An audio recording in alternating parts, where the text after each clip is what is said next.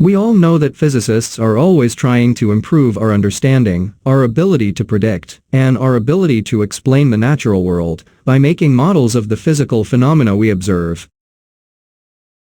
Let's take a look at our surroundings, make some observations, and then discuss how scientists developed a model to account for those observations. In fact, as 10th graders, we can say that every kind of matter we know can be in one of three states: solid, liquid, or gas. Let's observe and compare these three states of matter in terms of their volume, shape, compressibility, and ability to flow. First, we'll create a table to record our findings. However, the observations that we will be writing down in this table right now are those that we commonly see in our daily lives, not under extreme high pressure and temperature conditions, and over a very long period of time, which we will open up for discussion at the end of this slide. When we look at a solid, we can see that it has a well-defined shape and volume. Neither can they be compressed, nor do they flow. Okay, let's write down what we've observed. When matter in its solid state has a defined volume, is incompressible, has a defined shape, and cannot flow. Now let's see what happens when we melt matter to turn it into a liquid. As you can see, the matter in its liquid state has a defined volume, is incompressible, and can flow easily. It also takes on the shape of the bottom of the container. Returning to our table, when matter is in its liquid state, it has a definite volume, is incompressible, has no definite shape, as it takes the shape of the bottom of its container, and is able to flow. Let's see what happens when we boil matter to turn it into gas. As you can see, it doesn't have a definite volume or shape as it expands and fills the entire container. It is highly compressible and can flow easily.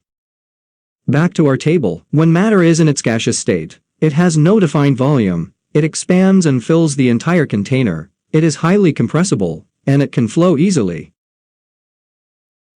Excuse me, but while I was surfing YouTube, I came across this video in which a piece of copper is subjected to pressure in a heavy press and appears to be compressed, despite what is written on the table.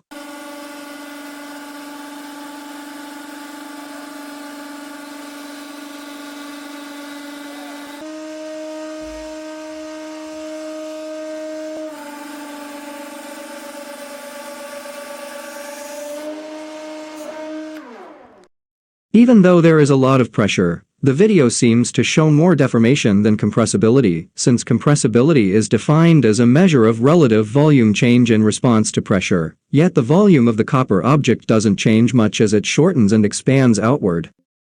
In reality, everything is compressible, and when we say that solids and liquids are incompressible, as that table shows, we mean under normal conditions of pressure and temperature, which simplifies our calculations while still giving acceptable precision. However, when materials are subjected to very high pressures and temperatures, we must consider the compressibility of solids and liquids, as well as the flowability of solids. As a consequence, we may make the following changes to our table.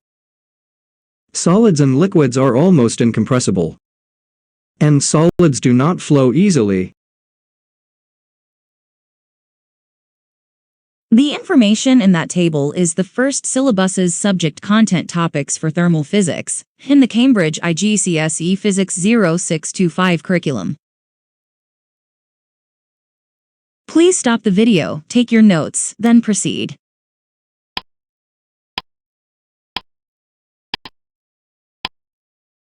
Let's observe the three states of water that we are all familiar with. When water freezes, it turns into solid ice. When it melts, it turns into liquid water, and when it boils, it turns into steam.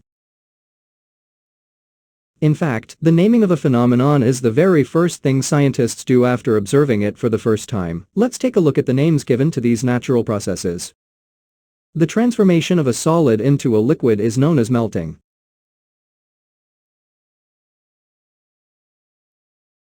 When a liquid changes into a gas, the process is called evaporation or boiling. The process by which a gas turns into a liquid is called condensation. The process by which a liquid changes back into a solid is called freezing. Before we move on, I want to make sure you know the difference between boiling and evaporation, as they are commonly confused with one another. If you hang wet laundry out in the sun, It will dry after a while, and if you leave a jar of water in the sun and check on it frequently, you will notice that the water level is decreasing. In both situations, water evaporates and dissipates into the air. However, the way this happens looks nothing like water bubbling in a pan. This is called evaporation, while that is called boiling. Once a liquid reaches its boiling temperature, the entire liquid begins to boil, and a bubbling effect can be observed. However, evaporation happens at the surface of the liquid, before the liquid reaches its boiling temperature, so the bubbling effect is not visible. In addition, it is essential to note that evaporation is a slower process than boiling, which is another clear distinction. In fact, we will go over boiling and evaporation in greater detail when we learn about the kinetic particle model of matter, so don't worry about taking notes now, we will go over it again later.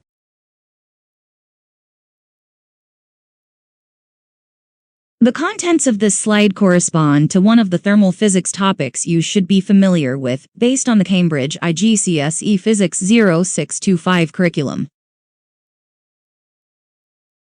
Please stop the video, take your notes, then proceed.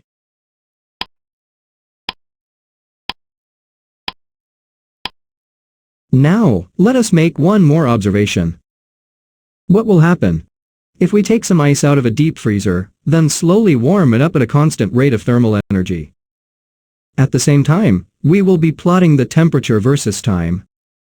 Remember that the temperature of ice is not always 0 degrees Celsius. Initially, the ice could be as cold as -20 degrees Celsius. Now that the beaker and ice inside it make up a physical system, we can start giving that system thermal energy.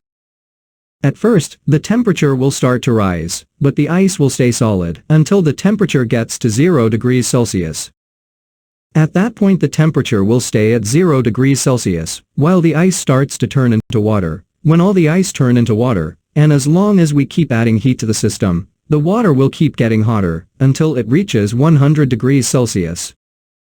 The temperature will then remain at 100 degrees Celsius until all the water has boiled into steam. Then, if we keep heating the steam, the temperature will increase again. Let's now figure out what that graph means, so we can learn more about the different states of matter.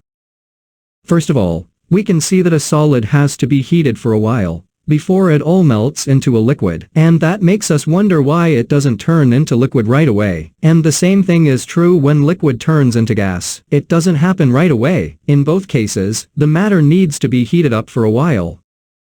The second observation we made from this graph is that it takes more time for the same amount of matter to boil into steam than to melt into a liquid. Even though we kept the flow of thermal energy into the system at the same rate during the experiment, this means that matter needs more energy to change from a liquid to a gas than to change from a solid to a liquid. This is yet another observation for which we need to find an explanation.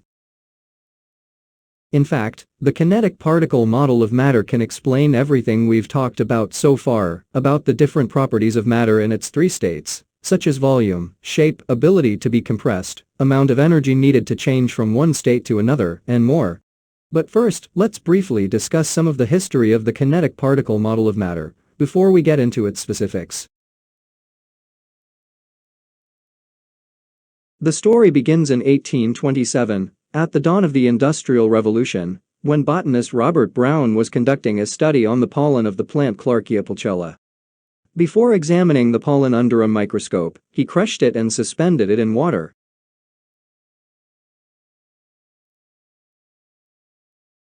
Under the microscope, he was able to observe the individual grains of pollen moving around in a random manner. He first thought that this movement was caused by living plant cells, but when he tested pollen from plants that have been dead for over a century, he got the same results. In fact, the same phenomenon can be reproduced by using dust particles so small that they float on water or smoke particles so small that they float in the air. Even though Brown didn't come up with a theory to explain the motion, it is now called Brownian motion. On the other hand, that should have been the first clue that matter is made up of smaller units called particles.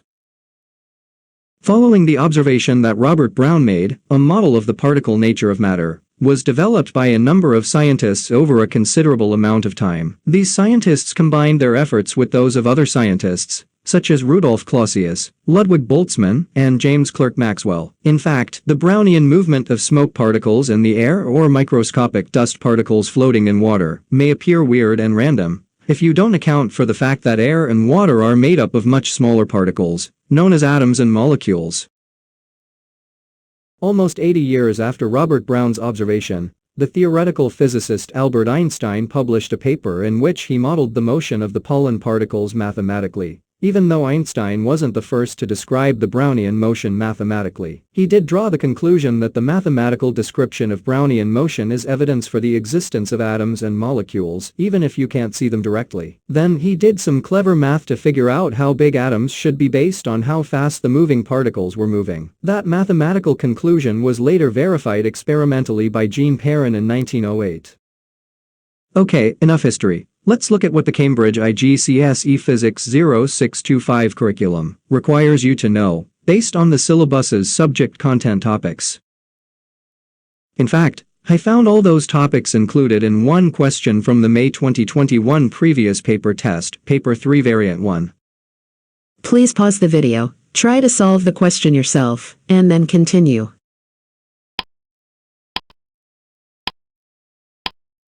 Based on the subject content of the syllabus, this is what expected from you to know about Brownian motion. To ensure you meet the expectations, please read the solution carefully and spend some time learning how to sketch the movement of the microscopic particles under the microscope.